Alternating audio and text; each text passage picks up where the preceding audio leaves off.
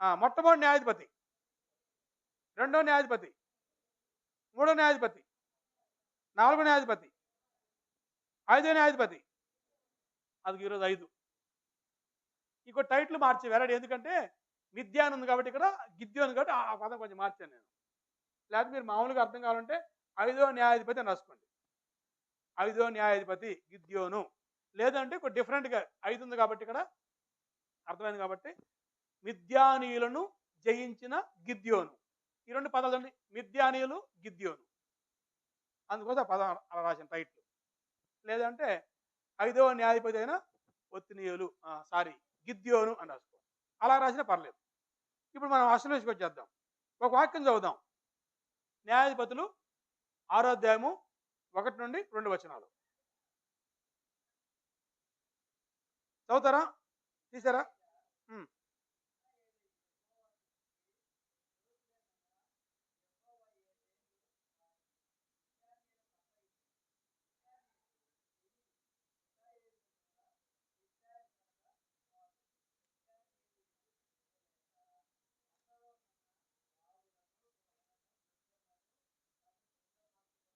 చాలండి. ఇశ్రాయేలీయులు యెహోవా దృష్టికి దోషులైనందున. ఒకసారి న్యాయపతి చక్రం గుర్తుందండి? అబ్రాం చెప్తారు ఇందా ఒకసారి. అబ్రాం 5 పాయింట్లు రావాలి నాకు. చెప్పు. 1, 5 రావాలి. ఇశ్రాయేలు పాపం చేయటం. 2, దేవుడు ఇశ్రాయేలు శత్రువులకు అప్పచెప్పటం. సెంటెన్స్ పూర్తి అవ్వాలి. 3, శత్రువులు వారిని కొంతకాలం బాధ పెట్టడం. 4, ఇశ్రాయేలు దేవునికి మొరపెట్టడం. 5, దేవుడికి న్యాయం పుట్టించడం. 5 పాయింట్లు. ఒకవేళ 6ది అనుకుంటే కొంతకాలం నెమ్మది. మళ్ళీ కంటిన్యూషన్. ఇది రొటీన్గా జరిగేటువంటి ప్రోగ్రాం. న్యాయపతుల పుస్తకంలో ఇప్పుడు అదే ఉంది. మళ్ళీ చూడండి. ఇశ్రాయేలు మరలా పాపం చేశారు, దేవుని దృష్టికి దోషులయ్యారు. దేవుడు వారి మీద కోపం వచ్చేసి ఎవరికి అప్పు చెప్పాడంటండి? మిద్యానీయులకు అప్పు చెప్పాడు. ఇక్కడ చిన్న ప్రశ్న ఉంది. మిద్యానీయులు ఎవరి సంతానం?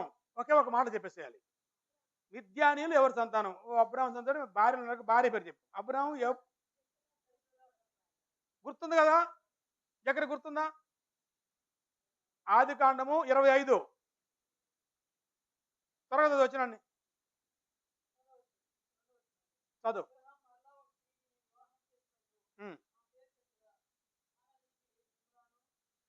జిమ్రాను, యొక్షాను, మెదాను, మిద్యాను. అబ్రహాముకి చారా జరిపిన తర్వాత మరలా స్త్రీని పెళ్లి చేసుకుంటే ఆమెకి ఎంతమంది పిల్లలు పుట్టారు? 6. ఆమె పేరు కెతూరా. అబ్రహాము కెతూరుల సంతానమే ఈ మిద్యానీయులు. ఆ వ్యక్తి మిద్యాన్ అనేటువంటి వ్యక్తిలో జరిగిన సంతానం. జస్ట్ ఆ మాట గుర్తుపెట్టుకోండి చాలు. మిద్యానీయులు అంటే ఎవరు? అబ్రహాం. కెతూరాల సంతానం మిద్యాను అనే ఒక వ్యక్తి ఉన్నాడు. ఆ వ్యక్తి ద్వారా సంతానం మిద్యానీయులు.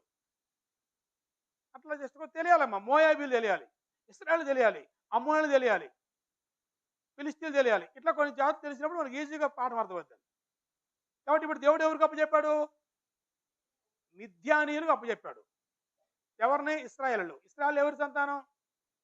అబ్రాహం సంతానమే. అయితే అన్నదమ్ములు అందరూ.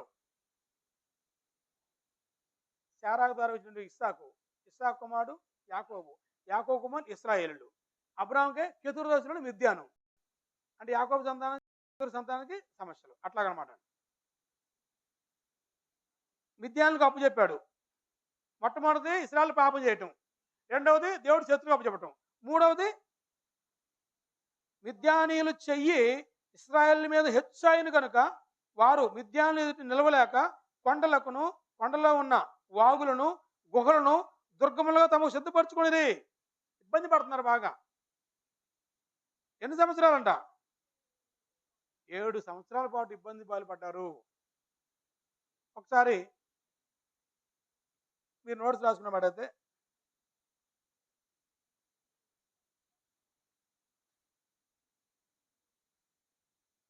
గిద్యోను అనే మాటకు అర్థం ఏంటండి? అడిగింది ఎవరికన్నా? గిద్యోను అంటే పడద్రోయువాడు. పడద్రోయువాడు. న్యాయపతుల్లో బుక్ అన్నీ అయిపోయిన తర్వాత ఎగ్జామ్ పెడతాను, గుర్తుపెట్టుకోండి. ఇలాంటి బిట్లు ఉంటాయి. గిద్యోను అనగా అర్థం ఏమిటి? అసలు ఒక ఎగ్జామ్ ఉంటుంది, నువ్వు కూడా రాయొచ్చు. నారిమ నువ్వు కూడా రాయొచ్చు, ఎగ్జామ్ రాయొచ్చు న్యాయపతుల పుస్తకమైన. అప్పుడు ఒక బిట్ ఏంటంటే గిద్యోను పేరుకి అర్థం ఏమిటి అంటాను అన్నమాట. అప్పుడు పడద్రోయవాడు. గిద్యోనుకు మరొక పేరు ఉంది. గిద్యోనుకు మరొక పేరు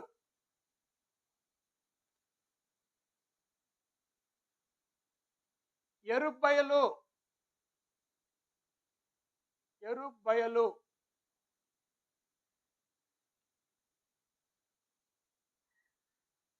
6:32లో మాట ఉంటుంది, మీరు కావాలంటే అండర్లైన్ చేసుకోండి. అక్కడ వేసుకున్నా మంచిది, మీకు ఈజీగా అర్థమైంది. దీని పక్కనే ఆ వచ్చి వేసుకుంటే నోట్స్ మీకు బాగుంటుంది. 6:32లో. ఓకే. గిద్యోను అనగా పడద్రోయవాడు. ఈ మిద్యానులు ఎవరు? అబ్రహాం కేతుల సంతానము. ఇశ్రాయేలు పాపం చేసినప్పుడు ఇశ్రాయేలీల్ని మిద్యానీయులు శ్రమ పెట్టినప్పుడు ఆ మిద్యానీయులు తట్టుకోలేక దేవుడికి మొరపెడితే దేవుడు ఒక రక్షకును పుట్టించాడు. ఆ రక్షకుడే గిద్యోను, 5వ న్యాయాధిపతి. ఈయన తండ్రి పేరు ఏంటండి? తండ్రి పేరు యోవాషు. 11వ వచనం. యెహోవా దూత వచ్చి అబీయజ్రీయుడైన యోవాషునకు కలిగిన వఫ్రాలోని మస్తక వృక్షం కింద కూర్చుండెను. యోవాషు కుమారుడైన గిద్యోను అని చూడండి. తండ్రి పేరు గిద్యోను. గిద్యోను తండ్రి పేరు.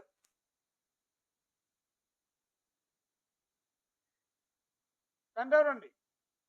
యోవాషు.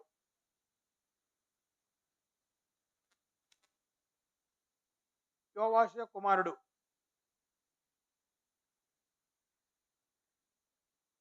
ఇతని ద్వారానే దేవుడు ఇశ్రాయేలుకి మరొకసారి నెమ్మది కలిగించాడు, రక్షణ కలిగించాడు, మిద్యానీ చేతిలో నుంచి విడిపించాడు. అది ఎలా జరిగిందో ఇప్పుడు మనం నేర్చుకుందాం. జాగ్రత్తగా మీరు వింటా ప్రయత్నించండి. మొట్టమొదటిసారిగా 1 నుంచి 2 వచనాలు చదువుకుందాం.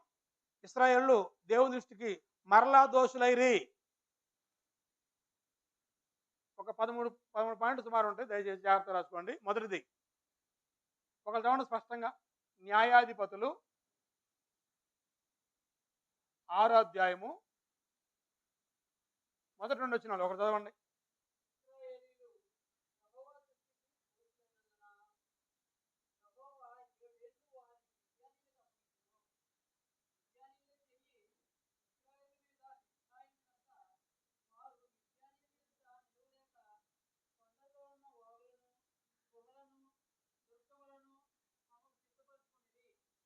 చాలు. ఇశ్రాయేలీలు మరలా దేవుని దృష్టికి ఏమైరంటండి? దోషులైరి.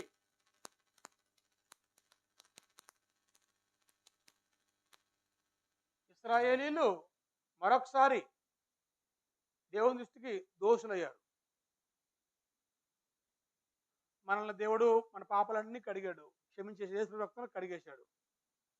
మనం మరలా దోషులు అవ్వచ్చండి. ఇంకా జక్కయ్య గారు, ఒకసారి మన దోషాలన్నీ కడిగాడు ఆయన ప్రభు రక్తంలో, మరలా దోషులు అవ్వచ్చా? అవ్వకూడదు కదా. ధర్మం, న్యాయం ఆలోచించండి. జాగ్రత్తగా ఆలోచించాలి. వాళ్ళు అనుకున్నాం మన ఇశ్రాయేలు గురించి, వాళ్ళు దోషులయ్యారు అనుకున్నాం. ఓకే, మనం చాలాసార్లు మరలా దోషులు అవ్వలేదమ్మా. ఒక్కో రకంలో, ఒక్కో కోణంలో. ఒకసారి వెలిగించబడ్డాక, రక్షించబడ్డాక ఇక మరలా దోషం వెళ్ళకూడదు, మరలా దోషులు అవ్వకూడదు. 3 నుంచి 6 చదవండి. 3 నుండి 6.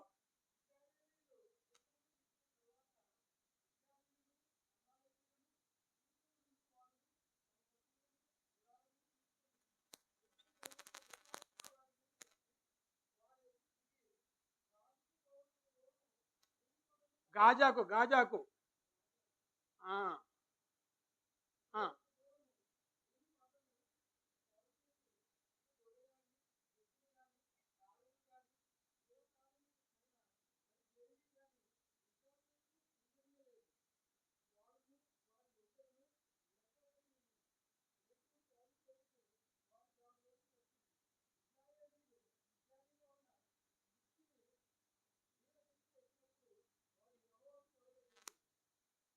చాలండి. 6 వరకు అయిపోయిందా? ఏముందో ఆ పేరాల్లో? మిద్యానీయులు, అమాలేకీయులు 7 సంవత్సరాలు వారిని బాధించిరి. వారినంటే గుర్తుపెట్టి తెలుసుగా, ఇశ్రాయేలుని. నేను సెంటెన్స్ రాయడం ఇక్కడ తగ్గించా, లేదు చాలండి. వారంటే ఇశ్రాయేలు, గుర్తుపెట్టుకోండి. ఇశ్రాయేలుని 7 సంవత్సరాలు హింసించారు. ఎలాగ హింసపెట్టారు? ఎలాగంటే విత్తనములు ఎత్తిన తర్వాత మిద్యానీయులు, అమాలేకీయులను తూర్పు నుండి వారును తమ తమ పశువులను, గుడారములు తీసుకొని మిడతల దండంత విస్తారంగా వారి మీదకి వచ్చారంటండి. పెద్ద దండులో కూర్చిపడ్డారు ఇశ్రాయేల్ మీద అండి. మిద్యానీయులు, అమాలేకులు, తూర్పున్న ప్రజలందరూ వచ్చారండి. ఎప్పుడు వచ్చారు? విత్తనం విత్తిన తర్వాత, పంట పండిన తర్వాత. ఎందుకు? ఆ పంట దోసుకుని పోవడానికి. విత్తనం విత్తిన తర్వాత ఆ పంటకి ఎంత టైం పట్టిద్దండి? ఎంత ప్రయాసం ఉంటుందండి? ఎంత శ్రమ ఉంటుందండి? ఆ పంట అంతా చేతికి వచ్చినాక, ఆ పంట అంతా పండినాక శత్రు వచ్చి దోసుకొని పోతే ఎంత బాధ చూడండి. వారి ఎదుట దిగి గాజాకు పోవునంత దూరము భూమి పంటను పాడు చేసి ఒక గొర్రెను కానీ, ఎద్దును కానీ, గాడిదను కానీ. అప్పట్లో ఈ గొర్రె, ఎద్దు, గాడిద ఏంటండి వాళ్ళకి? జీవన సాధనం. వాళ్ళ జీవనానికి ఉపయోగించారు. ఆ గాడిదలు, ఆ ఎద్దులు, ఆ గొర్రెలు వాళ్ళ జీవనోపాధి. పంట దోసుకోవడమే కాకుండా, మీరు అంటే నేను రాయట్లేదు, అది మీరు రాసుకుని మంచిది. నోట్స్ ప్రిపేర్ చేసుకుని రాసుకోవాలి. ఇక్కడ మీరేం చేయాలి? 1, విత్తనం విత్తినాక పంటను దోసుకున్నారు. 2, గొర్రెలు, ఎద్దులు, మేకలు జీవన సంబంధం మొత్తం దోసుకున్నారు. ఆ 2 పాయింట్ రాసుకోండి. ఇక్కడ మీకు నోట్స్ ప్రిపేర్ అవుతుంది. నేనైతే రాయట్లేదు ఇక్కడ. కాబట్టి ఈ విధంగా వాళ్ళు దోసుకున్నారు ఇశ్రాయేలుని. అప్పుడు వాళ్ళు ఏం చేశారంటే, వీళ్ళ తాగిడి తట్టుకోలేక ఇశ్రాయేల్ మీద వారి చెయ్యి హెచ్చయింది కనుక. హెచ్చయిందంటే అంటే చెయ్యి పొడుగ్గా ఉందా ఎలాగంటే వాళ్ళది? ఏలియా, ఇశ్రాయేల్ మీద వాళ్ళ చెయ్యి హెచ్చయిందంటే ఏంటి? మటింగిలు కూడా నోట్స్ రాత్రవా? ఇక్కడ ఏం రాసావు చెప్పు. ఇక్కడ ఏం రాసావు? ఏం రాసావు? నోట్స్ చెప్పు. ఎవరు రాశారు? ఇక్కడ పాయింట్లు ఎవరు రాశారు? ఇక్కడ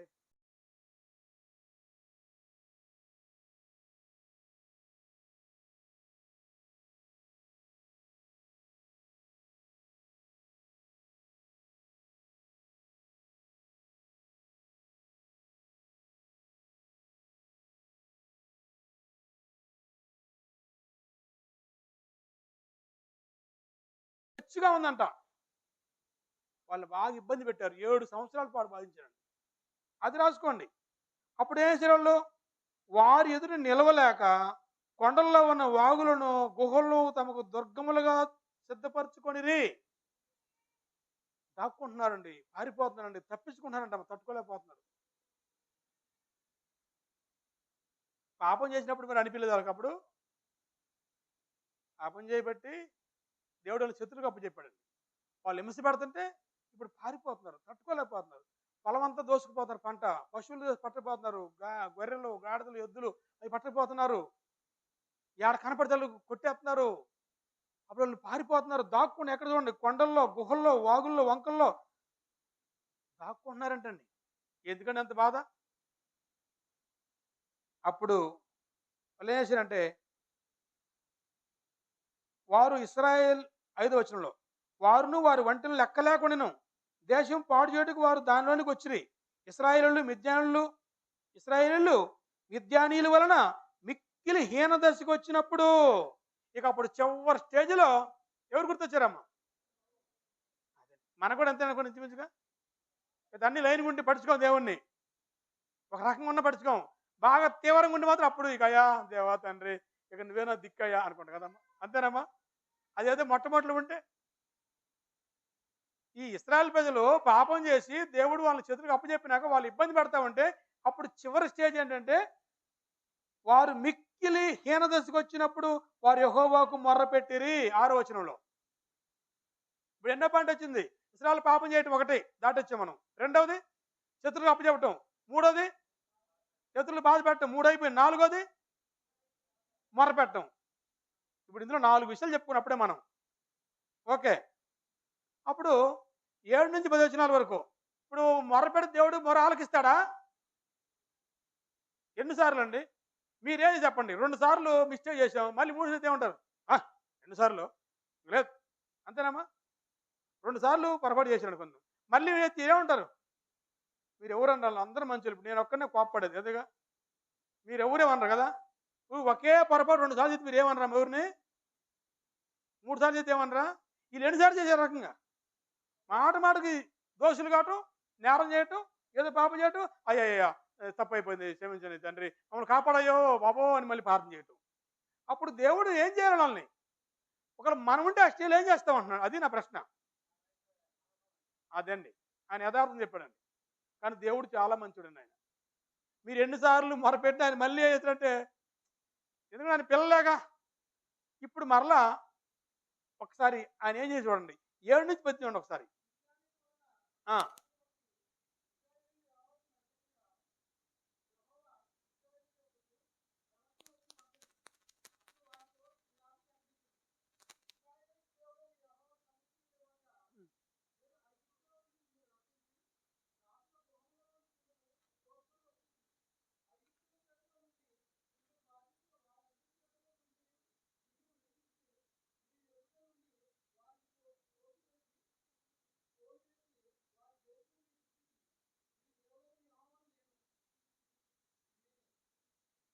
బాగా చూడండి.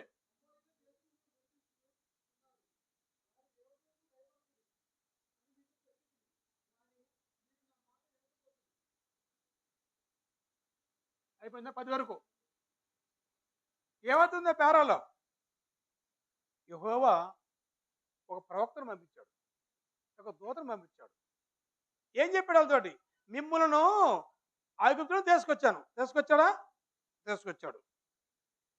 తర్వాత ఒక ప్రవక్తను పంపి ఇశ్రాయేలుడు యెహోవా సెలవిచ్చిందేమనగా నేను ఐగుప్తులో నుండి మిమ్మల్ని రప్పించాను 1. 2 దాసుల గృహంలో మిమ్మల్ని తోడుకొనొచ్చాను. 3 ఐగుప్తుల చేతిలో నుండియు మిమ్మల్ని బాధించే వారి చేతిలో నుండి విడిపించాను. 4 మీ ఎదుటి నుండి వారిని తోలివేశాను. 5 వారి దేశం మీకు ఇచ్చాను. నేనే యెహోవాను. అవి మీరు కొంచెం పాయింట్ వరకు రాసుకోండి. ఇక్కడ 5 పాయింట్లు రాయండి. 10 పాయింట్లు వచ్చినాయి. 10 వచ్చింది నాకు. 10 పాయింట్లు వచ్చినాయా? ఓకే. నేను రాయట్లేదు. మీరు కొంచెం ఆలోచించి రాయండి. ఈ పేరాలో ఏముంది రాయండి. దేవుడు వాళ్ళు ప్రార్థన చేశారు. ఆ ప్రార్థన విన్నాడు. ఒక ప్రవక్తను పంపించాడు. ప్రవక్తను పంపించి అప్పుడు చెబుతున్న మాటలు అన్నమాటండి. యెహోవా ఒక ప్రవక్తను పంపి వారితో మాట్లాడుట. అర్థమైంది అనుకుంటున్నాను. నోట్స్ కొంచెం ప్రిపేర్ చేసుకోండి జాగ్రత్తగా. ఏలి అర్థమైందా? కార్తీక్ ఇక్కడ ఏం పాయింట్ అర్థమైనాయా? అక్కడ ఈ పేరా మీరు చదివి మీకు అర్థమవుతుంది ఈజీగా. ఇక్కడ మీరు రాసుకోండి. కొన్ని పాయింట్లు రాసుకోండి. ఎక్కడ రాస్తున్నావా సంతోష్? ఈ పాయింట్ రాస్తున్నావా? ఒకవేళ టైం చాలకపోతే కొంచెం గ్యాప్ హోల్ పెట్టుకోండి మీరు. కొంచెం గ్యాప్ హోల్ పెట్టుకొని నెక్స్ట్ పాయింట్ రాసుకోండి. మీరు ఖాళీ టైంలో ఆ పేరా చదివి అక్కడ ఏముంది కొన్ని పాయింట్ రాసుకోండి. నేను మీకు ఏం చేశాను తెలుసా? ఐగుప్తు తీసుకొచ్చాను. వాళ్ళ మీద నేను మిమ్మల్ని తోడుకొని వచ్చి మీకు సహాయం చేశాను. మీకు ఆ భూభాగం ఇచ్చాను. అంటే ఇవన్నీ చెప్తున్నాడు దేవుడు ప్రవక్తను పంపించి. వారి దేవతలు మీరు పూజించొద్దన్నాను. అయినా మీరు నా మాట వినకపోతిరి. 11:24 11:24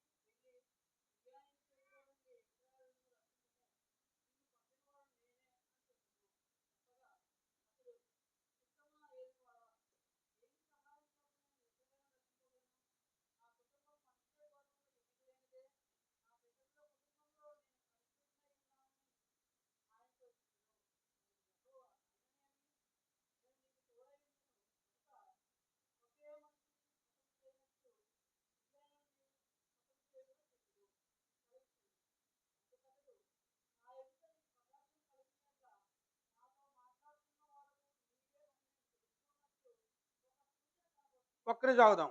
ఒక్క నిమిషం ఆగుదాం. ఈ సంభాషణ మీకు అర్థమవుతుందండి స్టోరీ? అర్థమైతే చాలా ఇంట్రెస్టింగ్‌గా ఉంటది. అర్థం కాలేక మాత్రం బోర్‌గా ఉంటది అంతే ఇంక. ఇప్పుడు ఒక దూత కనపడ్డాడు. ఈ దూత వచ్చేపాటికి ఇతను ఏం చేస్తున్నాడు గిద్యోను? ఏలియా. గిద్యోను ఏం చేస్తున్నాడు? ఏం చేస్తున్నాడు? నాకు తెలుసు తాత అంటావా? ఒక గానుగ చాటున గోధుమ ఇదలగొట్టుకుంటున్నాడు. అంటే గోధుమలు కుప్ప చేసుకుంటున్నాడు. గానుగ చాటున. ఎందుకు? మిద్యానులకు భయపడి. వాళ్ళొస్తే పంటని పట్టుకొని పోతారు కదా! ఆ మరుగై ఉండి భయంగా ఆ పంటనందు కుప్ప చేసుకొని ధాన్యం ఆ గోధుమలు దొల్లగొట్టుకుంటున్నాడంటండి. అప్పుడు ఏం జరిగిందంటే దూతగారిని మాట్లాడాడు. మాట్లాడి దీనంటాడు, యెహోవా తోడుగా ఉంటే మాకెందుకు ఎగసాట్లు? ఏం ఎగసాట్లమ్మాయి? ఆ? పంట వాళ్ళు చేసిపోతున్నారు, మా మీదకొచ్చి మమ్మల్ని కొడుతున్నారు, లాక్కుపోతున్నారు, మాకు పశువులు ఇవన్నీ చేసిపోతున్నారు. ఇదే మాట ఎప్పుడన్నా మన నోట వచ్చిందా? ఏ మాటమ్మా? గిద్యోను చెప్పాడు చూడండి ఇక్కడ. యెహోవా నీకు తోడుగా ఉండండి. యెహోవా తోడుగా ఉంటే మాకు ఈ బాధలు ఎందుకు అని ఎప్పుడు అనుకోలేదు మీరు?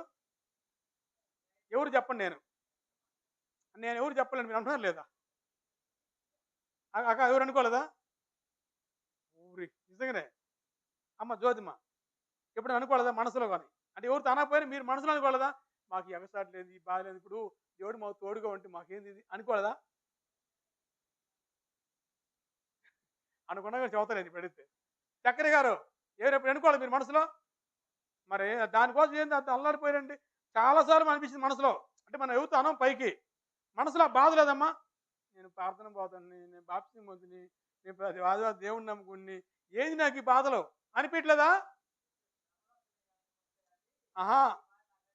అనిపించలేదండి? ఓహ్! అది గిద్దెని కంటే బెస్ట్ మీరు. గిద్దెనికి అనిపించిందండి మనసులో. ఆ! దేవుడు మాకు తోడై ఉంటే మాకు ఈ బాధలేంది? మాకు ఈ కష్టాలేంటి? వాళ్ళొచ్చి మా మీద పడటం ఏంటి? మమ్మల్ని దేవుడు అప్పజెప్పాడు. కానీ ఒకటి అర్థమైంది గిద్యోనికి. మమ్మల్ని దేవుడు అప్పజెప్పిన విషయం అర్థమైంది చూసారండి? గిద్యోనికి మమ్మల్ని దేవుడు అప్పజెప్పాడు.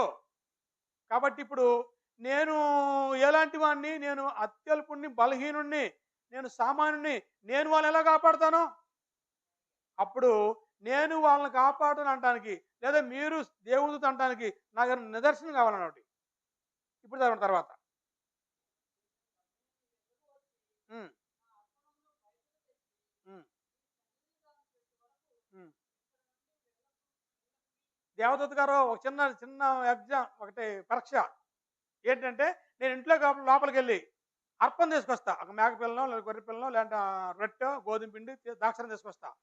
అది తీసుకొస్తే నువ్వు వెళ్ళొద్దు ఇక్కడే ఉండు. నువ్వు అక్కడే ఉండు అని చెప్పాడు. ఉంటాను పొమ్మన్నాడు. ఆ!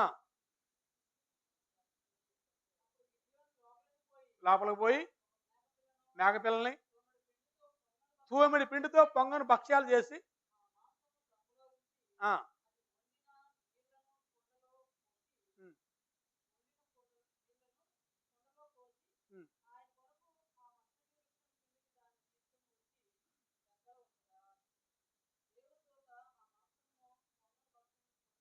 హ్మ్. హ్మ్.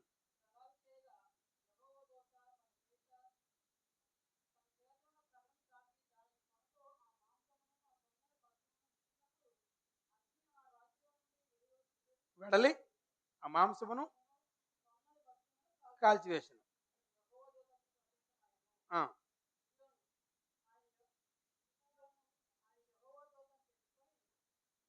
ఆహాహా!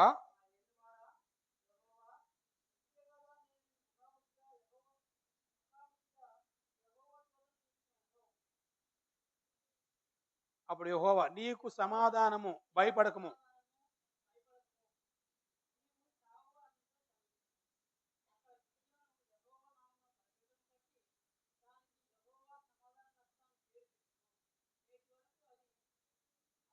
అబియజ్రీయులు ఒఫ్రాలో ఉన్నది. చాలండి. గిద్యోను ఒక బలిపీఠం కట్టి దానికి ఒక పేరు పెట్టెను. ఏం పేరది? యెహోవా సమాధానకర్త. అది రాసుకోండి మీరు. బిట్టోడు గుర్తుపెట్టుకోండి. యెహోవా బలిపీఠం కట్టి దానికి పెట్టిన పేరేమిటి? యెహోవా సమాధానకర్త. అప్పుడు ఆయన లోపలికెళ్ళి మేకపిల్లని, భక్ష్యములు, పొంగని భక్ష్యాలు, రొట్టెలు, ద్రాక్ష తీసుకొచ్చి బయట బండ మీద ఉంచాడండి. అప్పుడు ఆయన ఒక కర్రతోటి ఆ దేవదూత అటు ముట్టాడంట. అప్పుడు ఎక్కడి నుంచి వచ్చే అగ్ని? ఆ బండలోంచి అగ్ని వచ్చిందంట. వాటిని కాల్ చేసింది. అప్పుడు ఆయన కన్ఫర్మ్ చేసుకున్నాడు. ఆహా, ఈయన యెహోవా దూతే, దేవుని దగ్గర నాకు సందేశం వచ్చింది అని కన్ఫర్మ్ చేసుకొని అప్పుడు ఆయన నిర్భయంగా ఉన్నాడు. నువ్వు భయపడొద్దు, నువ్వు చావు, నీకేం పర్లేదు, ఒక్క మనిషి తప్పినట్టు చంపేస్తావు మిద్యానీయులను అని చెప్పాడండి. అంటే ఒక మనిషి కొట్టడానికి ఎంత శక్తి చాలో అంత శక్తి చాలు, ఈ మొత్తాన్ని నువ్వు గెలుస్తావు అని చెప్పినప్పుడు ఆయన తర్వాత పేర చూడండి సార్. 5వ పాయింట్, 5వది 25 నుంచి 32 వరకే ఉందంటే ఈ పేరాలు ఏం చూసాం మనం ఇక్కడ? దేవుడు గిద్యోను న్యాయాధిపతిగా నియమించాడు. పరాక్రమ గల బలాఢ్యుడా, నువ్వు లేచి నిలబడు. ఆయన ధైర్యపరిచాడు.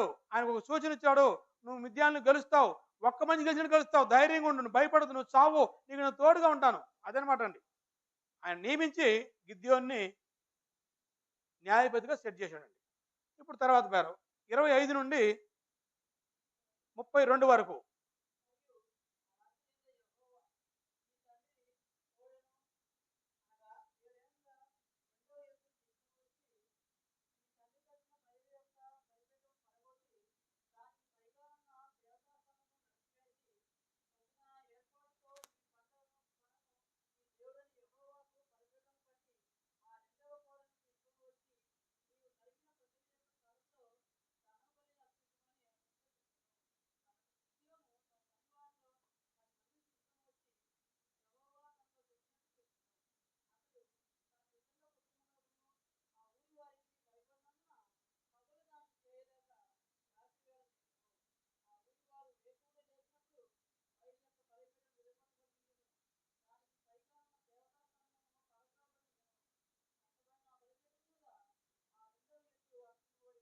చాలండి. ఇక్కడ చూడండి, ఒక ఒక కార్యక్రమం చేశాడండి ఈయన. ఒక బలిపీఠం పడగొట్టి బలిపీఠం దగ్గర ఎద్దును అర్పించి ఇదంతా ఎప్పుడు చేశాడు ఈయన? రాత్రిపూట చేశాడు. పగులైతే వాళ్ళు ఏమని అంటారని భయపడాడండి బిడ్డ. రాత్రిపూట చేశాడంట. అప్పుడు తెల్లారిన వాళ్ళు చూశారు, విగ్రహం పడద్రోయబడింది, బలిపీఠం పడద్రోయబడింది, ఇక్కడ ఎద్దు లేదు, 2 ఎద్దులు ఒకటే ఉంది అండి. ఇదంతా ఏం జరిగింది, ఎవరు చేశారని చెప్పి వాళ్ళు విచారించారు, సమాచారం తెలుసుకున్నారండి. ఏం తెలిసింది? ఈ పని ఎవరు చేసింది ఒకరినొకరు చెప్పుకొనుసు విచారం చేసి వెతికి వాళ్ళకు మాత్రం తెలిసిపోయింది. అంటే పలానాలో కుమారుడు గిద్యోని పని చేశాడు. అలాంటి పండి మొత్తం అలాంటి పోయినండి. ఏమయ్యా యెహోషు బయటికి రా. ఏంటి సంగతి? బయట ఒకసారి. ఆ,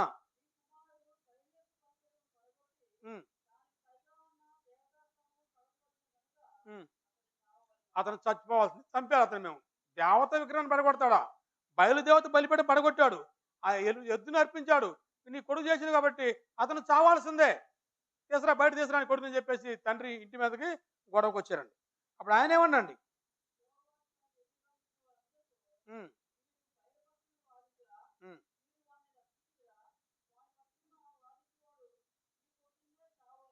ఉమ్.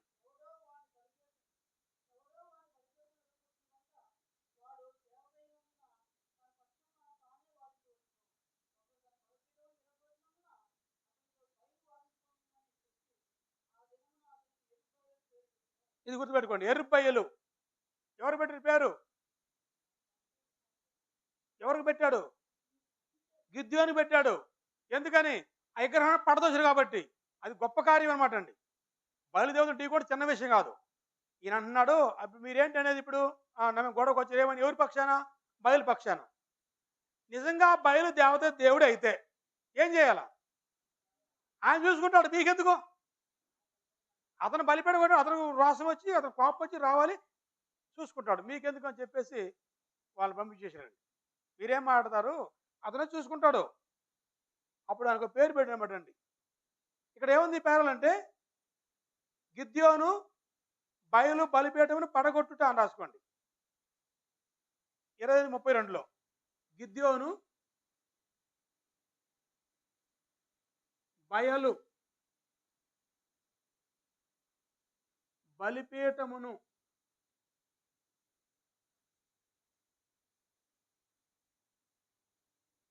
పడగొట్టుట.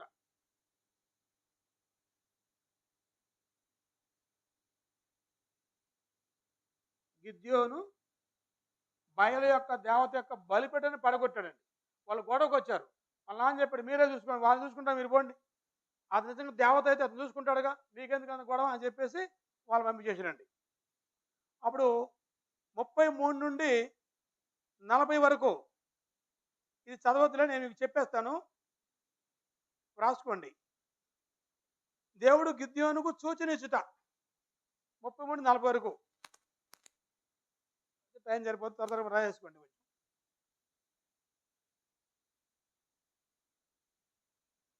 6:33 నుండి 40 వరకు ఏముంది పేరాలంటే, సూచన ఇచ్చుట.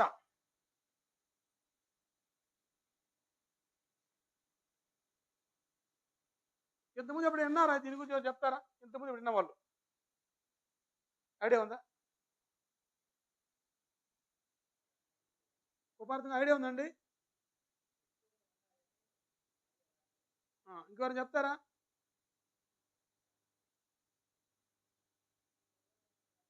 అది చెప్పు, ఎట్లా చెప్పు, దాన్ని ఎవరికి వచ్చా విషయం తెలిసిలే, దాన్ని ఎట్లా చెప్పగలవు?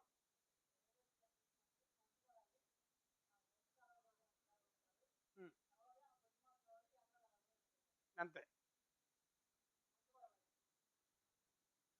ఇది ప్లేస్ అనుకుందాం. ఇక్కడ గొర్రెబొచ్చు ఉంది, ఇక్కడ ఉంది, ఇలాంటి అక్కడక్కడ ఉంటుంది. ఇట్లా గొర్రెబొచ్చు ఉంది. అయ్యా నిజంగా నేను యుద్ధాన్ని గెలుస్తాను, నేను అనుకుని నాకు సూచన ఒకటి ఇవ్వాలి. రెండు సూచనలు. ఒకటి ఏంటంటే, పైనుంచి మంచు పడాలి. మంచు పడినప్పుడు ఈ నేల అంతా తడిసిపోవాలి, కానీ ఇది తడవకూడదు ఒకటి. ఇంకోటి ఏంటంటే, పైనుంచి మంచు పడినప్పుడు ఈ గొర్రెబొచ్చు మాత్రం తడిసిపోవాలి, నేల తడవకూడదు. ఈ రెండు అండి. అక్కడ ఈ పారామీటర్ తర్వాత చదువుకోండి, మన సమయం చాలదు కాబట్టి నేను ముందుకు వెళ్ళిపోతున్నా. 33-40 చదువుకోండి. ముందేం చెప్పాడంటే, పైనుంచి మంచు పడాలి, ఆ గొర్రెబొచ్చు మాత్రం తడవాలా, ఆ కింద నేల తడవకూడదు. మళ్ళీ ఎలాగొండ చూడండి. ఇంకోటి ఏంటంటే, నేల మొత్తం తడిసిపోవాలా, కానీ గొర్రెబొచ్చు తడవకూడదు, పొడిపోయి ఆడుతుండాలా. ఇది చేయమని చెప్పాడండి. దేవుడు చేశాడా? 2 చేశాడండి. 2 చేసి ఆయన బలపరిచాడండి.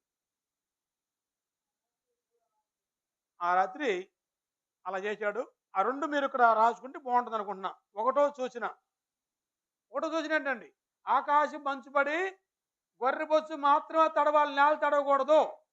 రెండవ సూచన ఏంటి అబ్రాం? రెండవ సూచన అంతే. ఆ 2 మీకు రాసుకోండి, చదివి రాసుకోండి, కంగారు పడవసరం లేదు. నెమ్మది చదివి, నెంబర్ 1 సూచన 1, సూచన 2, ఈ 2 సూచనలు అడిగాడు, 2 దేవుడు చేశాడండి. 6వ అధ్యాయం అయిపోయింది కదండి. 7వ అధ్యాయము 1 నుండి 8 వచనాల్లో ఏమన్నా స్టోరీ ఏంటంటే, దేవుడు యుద్ధమునకు వెళ్ళుటకు ఇశ్రాయేలులో 300 మందిని ఏర్పరచుట. అది రాసుకోండి. 7వ పాయింట్, 7వ అధ్యాయము 1 నుండి 8 వచనాలండి. దేవుడు యుద్ధమునకు వెళ్ళుటకు ఇశ్రాయేలులో 300 మందిని ఏర్పరచుట.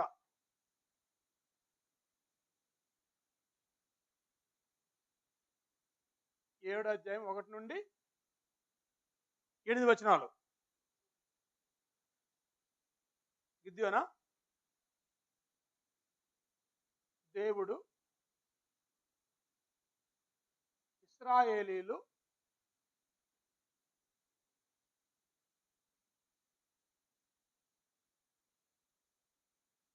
యుద్ధమునకు వెళ్ళుటకు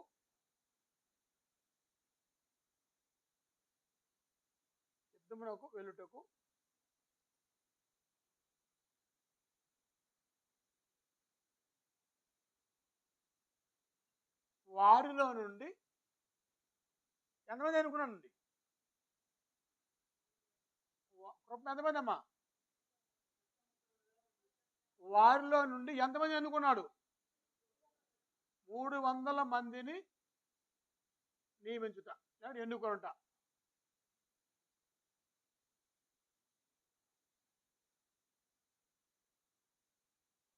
దేవుడు ఇశ్రాయేలు యుద్ధాన్ని పంపిస్తాడు మిద్యాన్ల మీదకి, మీరు వెళ్ళండి అని చెప్పినప్పుడు వీళ్ళందరూ రెడీ అయిపోయారు. ఎంతమంది?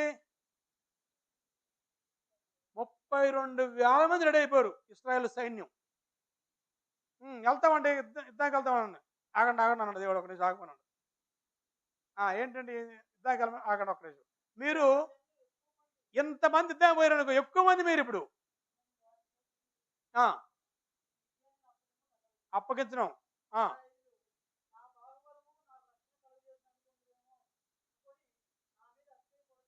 ఒక్క నిమిషం అండి. ఇశ్రాయేల్ 32,000 మంది యుద్ధానికి పోయారు, గెలిచారు అనుకుందాం. ఒకవేళ ఏమనుకుంటారంటమ్మా? మేము ఇంతమందిం కాబట్టి కత్తులు కటారులు ఈట్లుండి మేము లేచేసాం, వాళ్ళు పొడిచాం, మేము గెలిచాం, ఏం అనుకుంటారు అనుకోరా? దేవుడు అనుకుంటారు అసలు? దేవుడు మాకు మాకు సహాయం అనుకుంటారా? దేవుడి దగ్గర గెలిచాం అనుకుంటారా? ఇప్పుడు వాళ్ళేనా ఇలాంటి ఇలాంటి పనులు అప్పుడు మనం అప్పుడు చేస్తుంటామా? ఎలా చేస్తాం మనం? చెప్పమ్మా, మనం ఎలా చేస్తాం ఈ మిస్టేక్? బాబు చెప్పండి. ఆయన మహేష్ చెప్పు ఒకటి. 32,000 మంది యుద్ధానికి వెళ్తే వాళ్ళు అనుకుంటారు, గెలిచేయడానికి ఏమనుకుంటారంట? మేమే కాబట్టి యుద్ధం చేసాము, మాకు బాగా యుద్ధం వచ్చు, మా దగ్గర కత్తులు అని అనుకుంటారు. ఇప్పుడు అలా కాకుండా నేనేమంటానంటే, చాలాసార్లు మనం కూడా ఇలాగ అనుకుంటాం. ఏ సందర్భాల్లో అంటున్నా నేను, మీరు ఇప్పుడు అనుకున్నారా?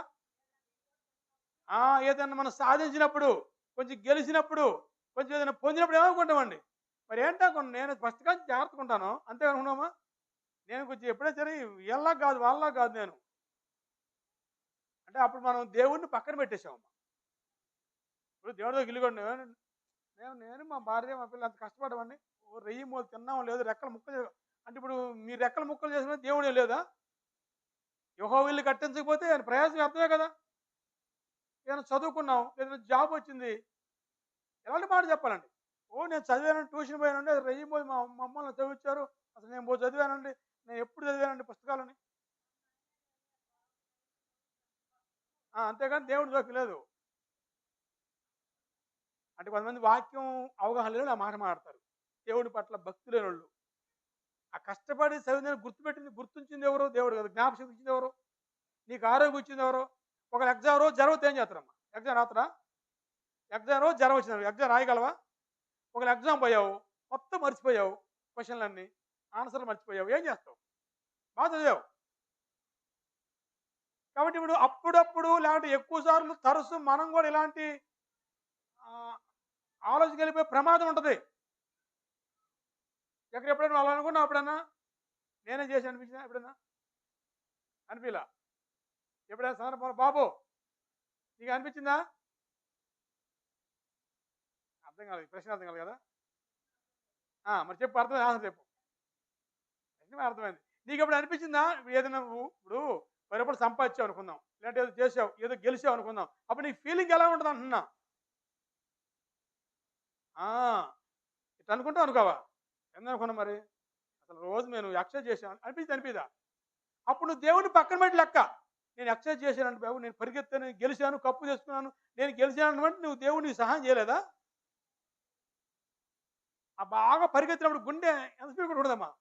టక్కన ఆగిపోతే ఏం చేస్తావు? నీ కప్పు పెట్టిపోతే వెళ్ళిపోతావు. ఒక అతను పరిగెత్తి పరిగెత్తి పరిగెత్తి కప్పు కొట్టాడు అక్కడ. అమ్మయ్యా, నేను పరిగెత్తే కప్పు. నువ్వు నిజమే పరిగెత్తావు. నువ్వు పరిగెత్తినప్పుడు ఆ గుండెని కంట్రోల్ చేసింది ఎవరో? అది తెలియాలండి. నువ్వు పరిగెత్తి పరిగెత్తి పరిగెత్తినప్పుడు ఆ గుండె ఎంత స్పీడ్ కొట్టుకుంది? మామూలు 78 సార్లు కొట్టుకోవాలి, కానీ డబల్ కొట్టుకూడదు. అప్పుడు తిరిగే స్పీడ్ గుండె చక్కన ఆగిపోయింది అనుకో, అది ఏం చేస్తాం మనం? అప్పుడు దేవుడికి మనం ఘనత మహిమ చెల్లించాలండి. దేవుడి దయ వల్ల నేను ఏదో కొంచెం పరిగెత్తగలిగి, దేవుడి దయ వల్ల నేను ఆ కప్పు నేను గెలుచుకున్నాను, నాకు దేవుడు ఇచ్చాడు అంతే అన్నప్పుడేమో దేవుడికి వెళ్ళిపోతుంది మహిమ. ఒకసారి చూడండి, ద్వితీయోపదేశకాండము 8వ అధ్యాయము 7 17 వచ్చింది ఒకసారి. మా సామర్థ్యం, మా బాహుబలం ఇంత భాగ్యం మాకు కలుగు అనుకుంటారేమో. 8, 17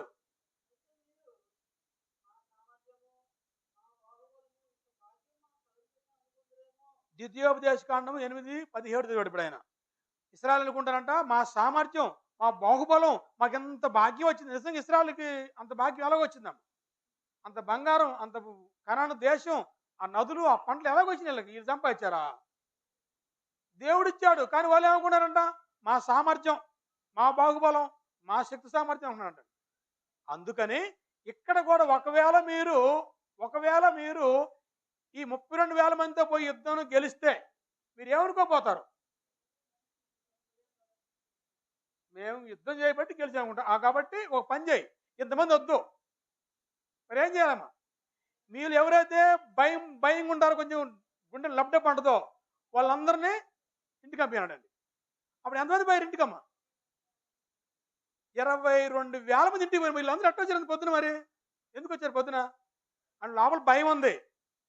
మరి పిలిచాడుగా న్యాయపతి పెద్ద ఆయన, అందుకు వచ్చారు కొంతమంది. మొఖోటకు వచ్చారు, కొంతమంది అర్ధపోయుద్ధం వచ్చారు. రకరకాల కారణాలు. కానీ లోపల ఏముందండి వాళ్ళకి భయం ఉందా? అమ్మ ఎలా చెప్పగలరు మీరు? ఎరికిపోయారు. అదే గుర్తు. ఛాన్స్ రావటం ఆలస్యం. అమ్మయ్య ఏం చెప్పాడంటే, అబ్బాయి ఒక్క నిమిషం ఆగండి, మనం యుద్ధానికి వెళ్తున్నాం, మీలో ఎవరికైనా భయంగా ఉందా? కొంచెం గుండె లబ్డప్ అంటుందా? వాళ్ళు పోవచ్చున్నానండి. అప్పుడు నెమ్మది ఒకరు వెళ్ళిపోయారండి. 22,000 మంది ఇంటికి వెళ్ళిపోయారమ్మా. ఎంతమంది మిగులుతారు అక్కడ? 10,000 మంది మాత్రం ఉన్నారు. 22,000 మంది చలో ఇంటికి బెల్లు కొట్టగానే. ఈ 10,000 మంది ఆగిపోయారు. మరి ఇప్పుడు ఈ న్యాయాధిపతి కదులుదామా? ఆగాగో, 10,000 మంది కూడా వద్దు, ఈ జల్లు ఇంకా ఎక్కువే, 10,000 మంది కూడా. అప్పుడు ఒక పరీక్ష పెట్టాడమ్మా. ఆ పరీక్ష ఏంటంటే, చెప్పమ్మా పరీక్ష, కృప చెప్ప తినండి. ఏటి దగ్గర తీసుకెళ్ళు, వీళ్ళు మొత్తాన్ని ఈ 10,000 మంది తీసుకెళ్ళు, అందరూ నీళ్ళు తాగమన్నప్పుడు ఎవరైతే వంగి అది తీసుకొని తాగుతారో వాళ్ళని పక్కన రమ్మను. ఇంకెవరైతే కొంచెం మోకాళ్ళలోంచి కింద కృంగి ప్రశాంతంగా వంగబడి ఇలాంటి మోకాలు కింద కొంచుకొని తాగుతారో వాళ్ళని పక్కన రమ్మను. 2 గ్రూపులు చేయి, పక్కదేమన్నాడు. అప్పుడు 2 గ్రూపులు అయిపోయారు. ఒక్కొక్క గ్రూప్ ఎంతమంది వెళ్ళారు? సంతోష్. 2 గ్రూపులు అయిపోయారు. పైపైన తీసుకొని కుక్కగా తినట్టు గట్టికి తగిన ఎంతమంది, మోకాళ్ళు వంచి కిందకి కృంగిపోయి తగిన ఎంతమంది. అక్కడ ఉందో చూసి చెప్పచ్చు తెలివి ఉంటే. ఎక్కడ ఎంతమంది? 10,000 మంది 2 భాగాలు చేయండి. 5 అనుకుంటున్నాడు అటువంటి. అమ్మా అది వినండి, అది సంగతి. 300 మంది ఒక గ్రూప్ అయ్యారు. గతికినటువంటి 300 మనుషులు మిమ్మల్ని రక్షిస్తాను నేను. ఇంటికి ఎంతమంది వెళ్ళిపోయారంట? 9,700 మంది. మిగిలిన ఎంతమంది? మొత్తం ఎంతమంది వచ్చింది? 32,000 మంది వచ్చారు మొత్తం రావటం. ఫస్ట్ 2,000 మంది వెళ్ళిపోయారు, 10,000 మంది ఉన్నారు. ఈ 10,000 మందిలో మళ్ళీ గ్రేడ్ చేశారు, 9,700 మంది వెళ్ళిపోయారు. 300 మంది మాత్రమే మిగిలారు. అంటే దేవుడు కత్తి చేత ఏటి చేత గెలిచేవాడు కాదు ఆయన, కేవలం నోటి మాట చాలు. ఆయన వెళ్ళిపోయిన గెలుస్తాడు అంతే.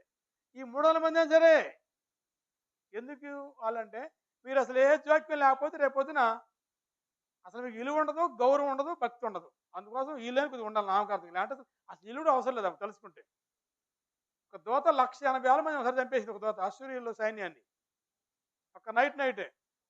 తెల్లారిపాటికి ఎవరు లేరు సైన్యం అంతా. వీళ్ళందరూ వచ్చి రెడీగా ఉన్నారంటే ఇస్రాయల్ మీరు రాండి చూస్తున్నాం అంటారంటండి. వీళ్ళు భయపడుతున్నారు. ఇజ్గా కాలంలో జరిగింది అది. భయపడుతున్నారు, ప్రార్థన చేసుకున్నారు, ఏడుతున్నారు, భయపడుతున్నారు. తెల్లారిపాటు చూసేపాటికి శత్రువులందరూ శవాలు అయిపోయారు. అక్కడ ఎవరు వచ్చినట్టు ఒక దోత వచ్చింది. 180,000 మంది అక్కడ పడిపోయారు శవాలు, మిగిలిన పరారు. అంటే దేవుడికి అసలు మనసు ఈ సైన్యం 300 మంది కూడా అవసరం లేదు. ఈ 300 మంది ఎందుకంటే మీరు మరీ ఉచితంగా రక్షణ అసలు మీకు అర్థం కాదు. కానీ కొంచెమైనా భయం భక్తి కలిగి ఉండాలి. కాబట్టి మీ ద్వారా నేను మిమ్మల్ని అడ్డు పెట్టుకొని మీ ద్వారానే నేను గెలుస్తాను. కాబట్టి ఈ 300 మందితోనే దేవుడు గిద్యోనుతో మిద్యానుల మీద విజయాన్ని ఇచ్చాడు ఇశ్రాయేలుకండి.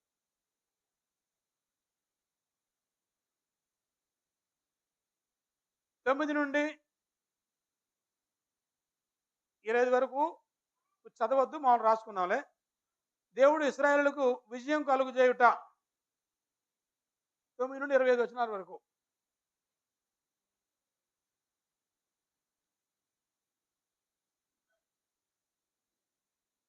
ఏడో అధ్యాయము 9 నుండి 25 వరకు. దేవుడు ఇశ్రాయేలీలకు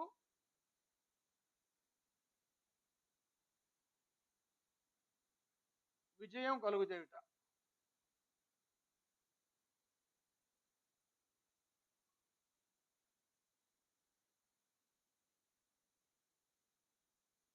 ఎలా విజయం కలిగిందో ఆ పేర మీరు తర్వాత చదువుకోండి. ఇప్పుడు చదవడానికి సమయం చాలదు కాబట్టి వాళ్ళు ఒక కుండలు పట్టుకొని, ఒక కర్ర పట్టుకొని, ఆ కుండలు పగలగొట్టి అద్భుతంగా వాళ్ళు ఎలాగ జయించారో ఆ సందర్భాన్ని మీరు చూస్తే నిజంగా దేవుని జోక్యం బాగుంటుంది ఆ స్టోరీలో.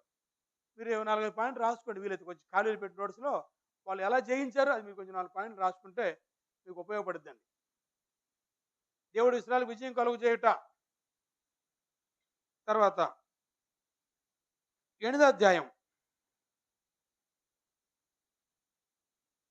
ఎఫ్రాయిమీయులు గిద్యోనుతో కఠినంగా మాట్లాడట.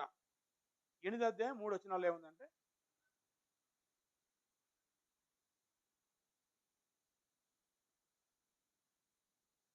అధ్యాయము 1-3 వచనాలు. ఎఫ్రాయిమీయులు గిద్యోనుతో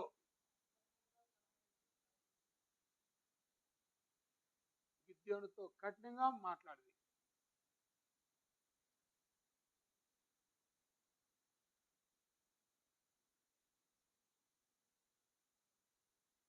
మేము రాకపోయినా మాకేం చెప్పలేదు నేను చెప్పేసి కొంచెం ర్యాష్గా మాట్లాడంటారు. ఆ విషయం ఎందుకంటే ఇప్పుడు గిద్యోను చరిత్ర మొత్తం మనం పూర్తి చేయాలి కాబట్టి 6, 7, 8 అధ్యాయాలు ఉంటుంది ఆయన చరిత్ర, అందుకోసం చదువుతున్నాం. తర్వాత 4 నుంచి 21 వరకు. గిద్యోను మిద్యాను రాజైన జబహును షల్మున్నాను చంపటం 10వ పాయింట్. 8వ అధ్యాయము 4 నుంచి 21 10వ పాయింట్.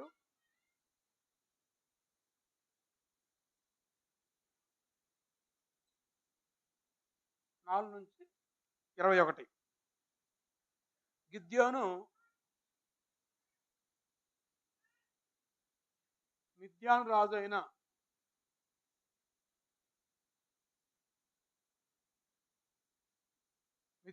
అయిన జబహును చంపటం. జబహు అంటే పేరు వెరైటీ ఉంటుంది. జబహును సల్మున్న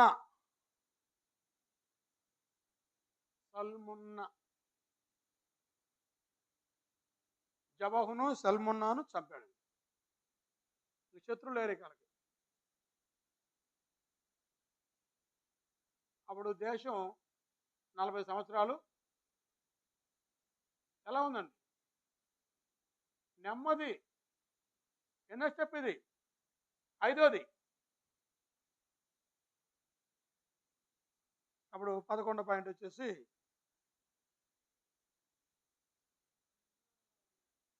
నిమ్మలంగా. నిమ్మలం నెమ్మదిగా. 8:22 నుండి 28 వరకు. గిద్యోను ఏఫోదును చేయించి ఇశ్రాయేలు పాపానికి కారణం ఒకట.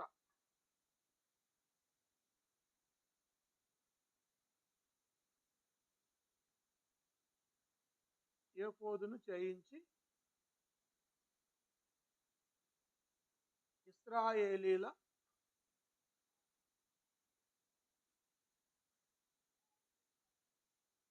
ఇశ్రాయేలీయులు లేకపోతే పాపము చేయడు కారణమయ్యాడు.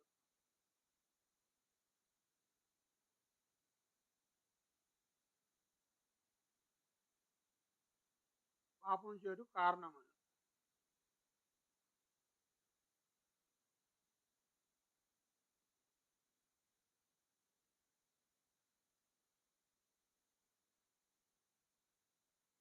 పన్నెండు, గిద్యోను మరణం. 29-32 వరకు. ఇది ఒకటి చదువుతారా?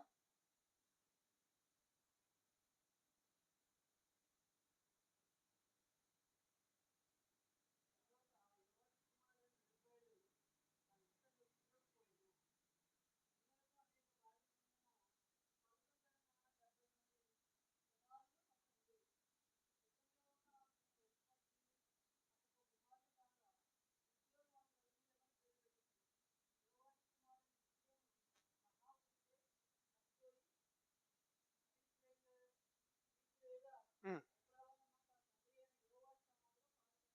అంతే. గిద్యోను మరణం. ఎంతమంది పిల్లలు అంటే గిద్యోనుకమ్మా? ఎంతమంది అమ్మా? వినలేదు మీరు? 70 మంది అంట.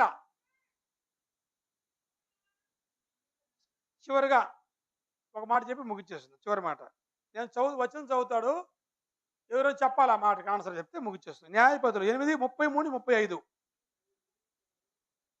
33, 35 ఇది చదివితే ముగిచ్చేసుకున్నాం. చివరి పాయింట్.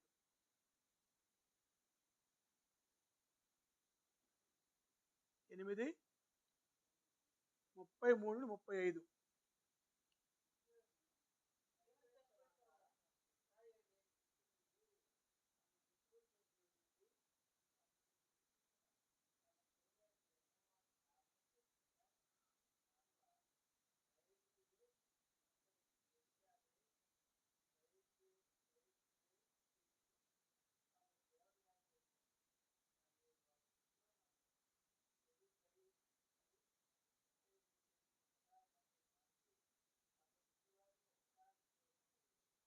చాలండి. గట్టి చదవాలి. ఎట్లా గాలే.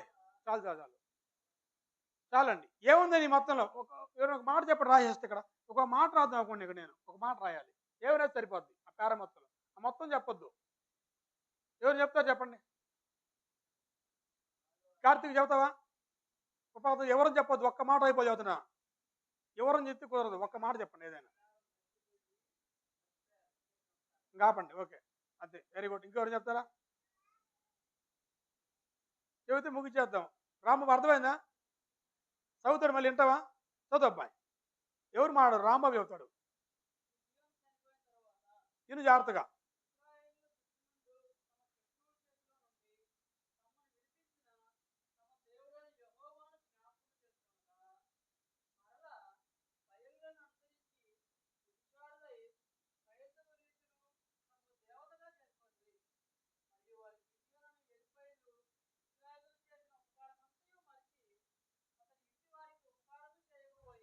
చెప్ప ఈ మొత్తం ఒక మాట చెప్పు. ఒక చిన్న మాట రాస్తాను నేను ఇక్కడ.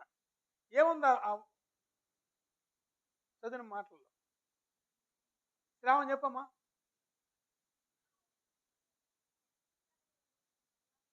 అంతే, వందనములు. అయిపోయింది. ఒక్క మాట చెప్పాల్సింది మీరు. వివరణతో గోపారత్న గారు, మన రౌండ్ చక్రం చూస్తున్నాం. న్యాయపతి చక్రం చివరి స్టెప్ ఏంటి?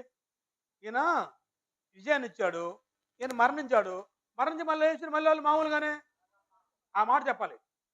ఇశ్రాయేలు మరలా పాపం చేయుట. అయిపోయింది. ఇశ్రాయేలీలు మరలా పాపము చేయుట.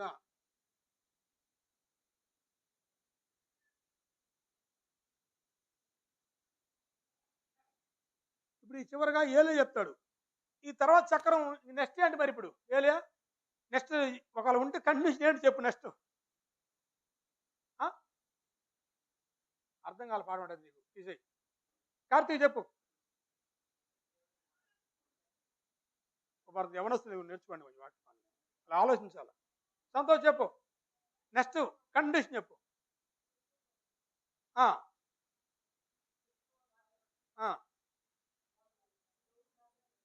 అది రావాలి ఖచ్చితంగా, తడుకోకూడదు. అంతే. అది ఎందుకు అర్థం కాదు? నీకు గ్రహించలేదు పాట నువ్వు. మరి చెప్పాలి కదా. ఆలోచన చేత నేర్చుకోవాలి బాగా. లెక్క కూర్చోవడం కాదు. మీకు అర్థమైందా? ఇశ్రాయేల్ ఇది వాళ్ళు జరుగుతుంది మళ్ళీ. వాళ్ళు మళ్ళీ పాపం చేశారు. ఇప్పుడు దేవుడు ఏం చేస్తాడు మళ్ళీ వాళ్ళని? ఇంకొక కప్పు చదువుతాడు నువ్వు శత్రువుకి. ఆ శత్రువులను బాధ పెడతాడు. అప్పుడు మళ్ళీ దేవుడు మొర పెడతారు. దేవుడు మరలా ఇంకో న్యాయపతి పెడతాడు. ఇప్పుడు ఒక ఆఖరి ప్రశ్న. నెక్స్ట్ న్యాయపతి ఎవరు? Very good. వందనములు. అంతే రైట్ ఆన్సర్. అబీమెలెకు ఎవరు? ఈయన కొడుకే. చదివితే అర్థమైంది బైబిల్. నెక్స్ట్ అబీమెలెకు. ఆయన ఎలా పరిపాలించాడో, ఆయన ఎలా చనిపోయాడో దేవుని చిత్తం వచ్చే వారం మనం నేర్చుకుందాం. ఇంతవరకు గుర్తుపెట్టుకోండి. ఈ మధ్య మధ్యలో నేను కొన్ని రాయలేదు కదా, అవి మీరు రాసుకోండి నోట్స్. చదివితే మీకు అర్థమవుతుంది. ఇంతవరకు అంత ఓపికగా దేవుని వాక్యాన్ని మీ అందరికీ వందనాలు. సమయ సోదరికి వందనాలు. మిగిలిన కార్యక్రమం సోదరు నడిపిస్తారు. బంద్ చేయి.